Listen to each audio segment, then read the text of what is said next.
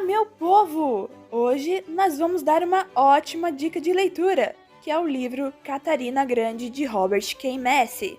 Nesse vídeo, nós vamos conversar sobre como essa grande mulher chegou ao poder. Então, bora falar de história. Catarina nasceu em Stettin, Prússia, norte da atual Polônia, em 1729. Era filha de Cristiano Augusto, príncipe de Heinz-Zerbst e da duquesa Joana Isabel de Holstein. Catarina ainda se chamava Sofia Augusta Frederica, princesa de Heinz-Zerbst, quando aos 15 anos, em 1744, foi chamada pela imperatriz Elizabeth da Rússia para ir a Moscou. Elizabeth tinha uma boa relação com a família de Sofia, a casa de Holstein, e estava à procura de uma boa esposa para o seu sobrinho Pedro, o herdeiro do trono russo.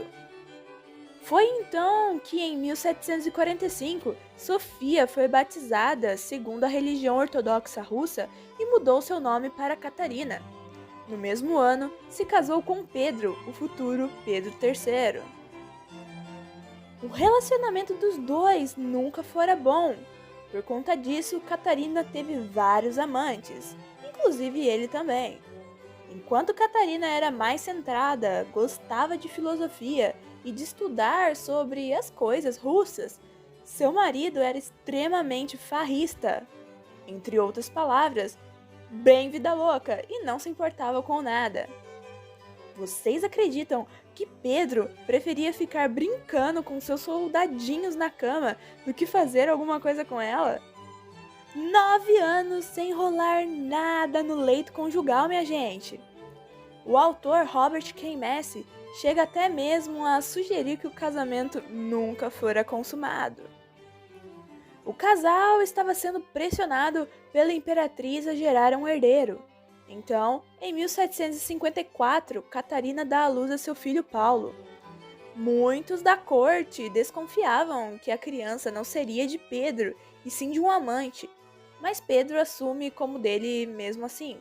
Afinal, sendo dele ou não, assumir a criança estaria tirando uma pressão das suas costas. Logo que Paulo nasceu, Elizabeth tirou de Catarina e o colocou em seus próprios cuidados. O objetivo inicial da imperatriz seria criar muito bem essa criança para que ele fosse seu herdeiro ao invés de Pedro. Mas isso traria consequências para a relação entre mãe e filha no futuro. Catarina ainda teve mais uma filha, Ana Petrovna, que Pedro também assumiu como se fosse dele, mas a criança morreu ainda na infância. O autor ainda relata que Catarina teve mais um filho, fruto de sua relação com seu amante Gregório Orlov. A criança recebeu o nome de Alexei Gregorovich e nasceu em total segredo e foi criado longe da corte. Com a morte de Elizabeth, Pedro III assume o poder. Então, em 5 de janeiro de 1762, os dois são coroados e Catarina se torna então imperatriz consorte da Rússia, o que politicamente não valia de nada. Em certa altura do campeonato, a relação entre os dois estava tão ruim que Pedro III até ameaçou prendê-la após um desentendimento em um banquete oficial. Ele também queria se separar dela para se casar com outra. Falando um pouco sobre Pedro III, ele não era um imperador visto com bons olhos.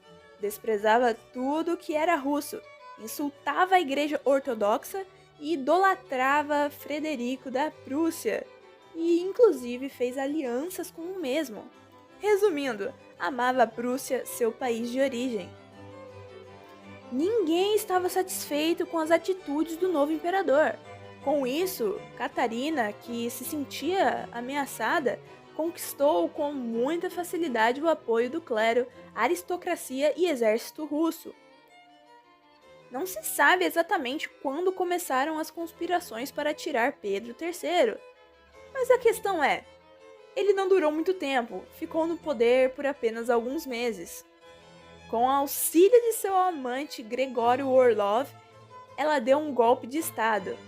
E em 28 de junho de 1762, ela própria se declara Catarina II, soberana da Rússia.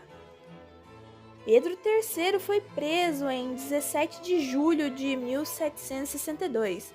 Dias depois foi encontrado morto em sua prisão domiciliar, em circunstâncias misteriosas.